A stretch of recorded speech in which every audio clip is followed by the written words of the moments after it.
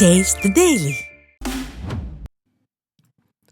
நீலகிரி மாவட்டத்தில் கனமழையால் பாதிக்கப்பட்ட பழங்குடியினர் பகுதியில் அதிமுக கவுன்சிலர் உணவுப் பொருட்களை வழங்கி உதவினார்.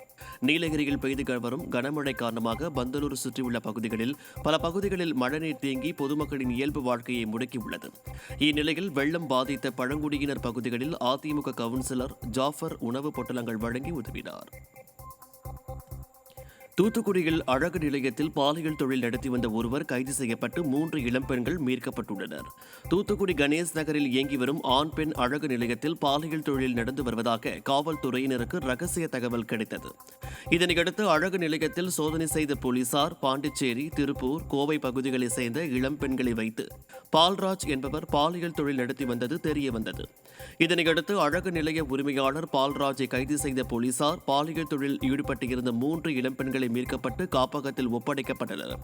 விடிய ஆட்சியில் பாலியல் தொழில் கொடிகட்டி பறப்பதாக குற்றச்சாட்டு எழுந்துள்ளது. திண்டுக்கல் மாவட்டம் நிலக்கோட்டை அருகே தேங்கி கிடக்கும் சாக்கடை நீரால் நோய் தொற்று பரவும் அபாயம் ஏற்பட்டுள்ளது. நிலக்கோட்டை அருகே கோட்டூர் ஊராட்சி புதூர் கிராமத்தில் தேங்கி கிடக்கும் கழிவு நீரால் துர்நாற்றம் வீசி வருவதோடு நோய் தொற்று பரவும் அபாயமும் ஏற்பட்டுள்ளது. மேலும் தேங்கி கிடக்கும் கழிவு நீரால் பலருக்கு உடல்நலம் பாதிக்கப்பட்டு மருத்துவமனையில் சிகிச்சை பெற்று வருவதாக வேதனை தெரிவித்துள்ளனர். விடியா திமுக அரசு இது குறித்து உரிய நடவடிக்கை எடுக்க வேண்டும் என அப்பகுதி மக்கள் வலியுறுத்தியுள்ளனர்.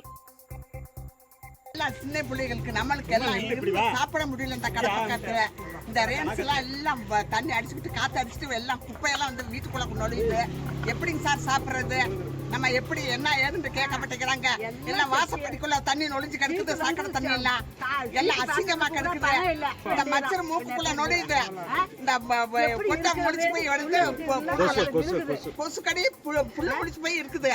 எல்லாம் குத்துது, அப்படியே உளிச்சு குத்துற மாதிரி எல்லாம் உடம்பு பூரா அரிப்பு, தலைவலி, மூச்சு திணறல் மாதிரி வருது. திருப்பத்தூர் மாவட்டத்தில் தன்னுடன் வாழ மறுத்த மனைவியை கணவன் கத்தியால் குத்திய சம்பவம் அப்பகுதியில் பெரும் பரபரப்பை ஏற்படுத்தியுள்ளது. குறிசிலப்பட்டு அருகே உள்ள கள்ளுக்கடை பகுதியைச் சேர்ந்த பிரவீன் என்பவருக்கும் நந்தினி என்பவருக்கும் கடந்த சில வருடங்களுக்கு முன்பு திருமணம் நடைபெற்றுள்ளது. இதையடுத்து இருவருக்கும் இடையே கருத்து வேறுபாடு ஏற்பட்டதால் நந்தினி தனது தாயார் வீட்டில் வசித்து வந்துள்ளார். மேலும் கணவர் தன்னுடன் சேர்ந்து வாழ பலமுறை அழைத்தும் மனைவி நந்தினி மறுத்துள்ளார். இதனால் ஆத்திரமடைந்த பிரவீன் மனைவி நந்தினியை கத்தியால் சரமாரியாக குத்தியுள்ளார். இதில் படுகாயமடைந்த நந்தினி மற்றும் பிரவீன் இருவரும் மருத்துவமனையில் அனுமதிக்கப்பட்டனர்.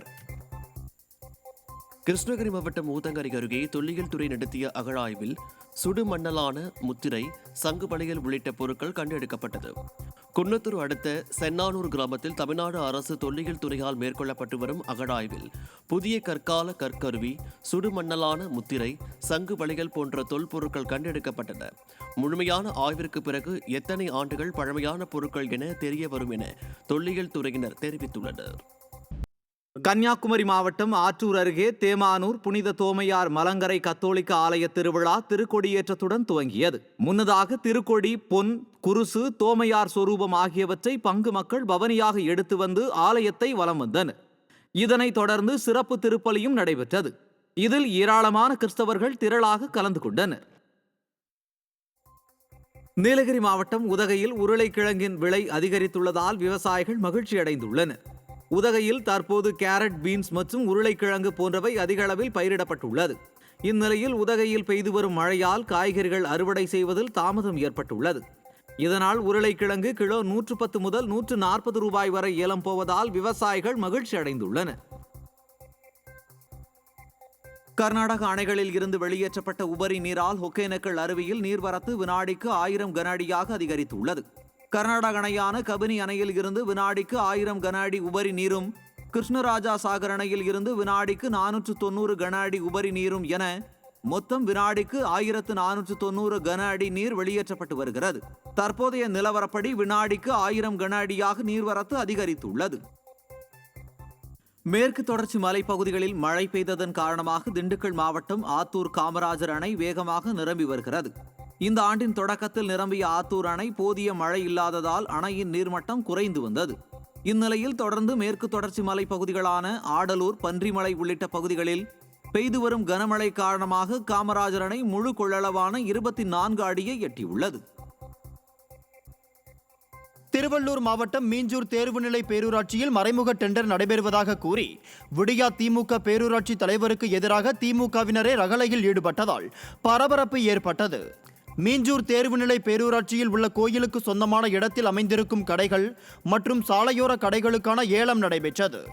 இந்த ஏலத்தில் கலந்து கொள்ள வந்தவர்களை போலீசார் உள்ளே அனுமதிக்காததால் திமுக பேரூராட்சி தலைவரின் பேரில் மறைமுக டெண்டர் விடப்படுவதாக கூறி விடியா திமுகவினரே ரகளை செய்து அட்டூழியத்தில் ஈடுபட்டது மக்களிடையே அதிர்ச்சியை ஏற்படுத்தியுள்ளது.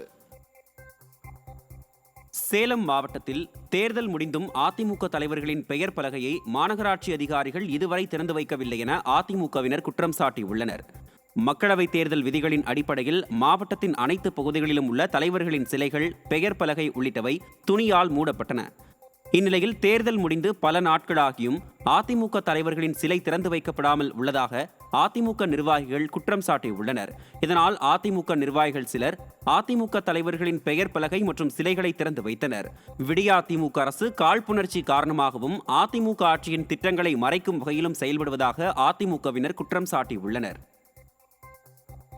தேர்தல் நடைமுறையை ஒட்டி மாதிரி பாலத்தில் பேர் புரட்சித் தலைவர் அம்மா அவர்களோட பாலம், புரட்சித் தலைவர் எம்ஜிஆர் அவர்களுடைய பாலத்தை பேர் பலகை போட்டு மறைச்சிருந்தாங்க. இதை இப்போ முடிஞ்சு 30 நாள் ஆகுது.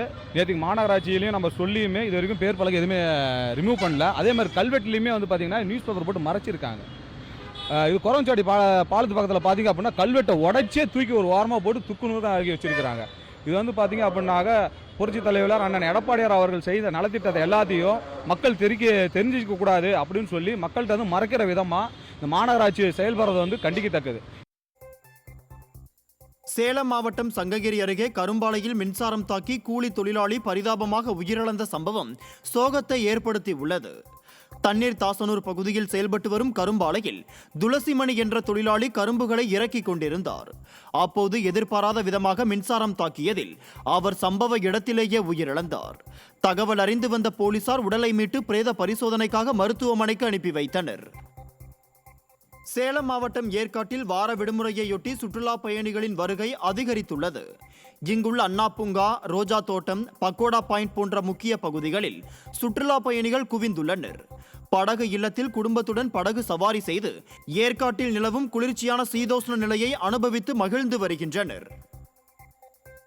வேலூர் மாவட்டம் காட்பாடி அருகே புதிய ரேஷன் கடை கட்டும் பணியை தடுத்து நிறுத்தி அப்பகுதி மக்கள் முற்றுகை போராட்டத்தில் ஈடுபட்டனர். சேனூர் ஊராட்சி ஒன்றியத்திற்குட்பட்ட GN நகர், இந்திரா நகர், JP நகர் உள்ளிட்ட பகுதிகளை சேர்ந்தவர்களுக்கு GN நகர் பகுதியில் புதிய ரேஷன் கடை கட்டும் பணி தொடங்கப்பட்ட நிலையில் சமூக விரோதிகள் அதிகம் நடமாடும் இப்பகுதியில் கடை கட்டக்கூடாது என்றும் மாற்று இடத்தில் கட்ட ஏற்பாடு செய்யும்படி பணியை தடுத்து நிறுத்தி பொதுமக்கள் போராட்டத்தில் ஈடுபட்டதால் பரபரப்பு ஏற்பட்டது.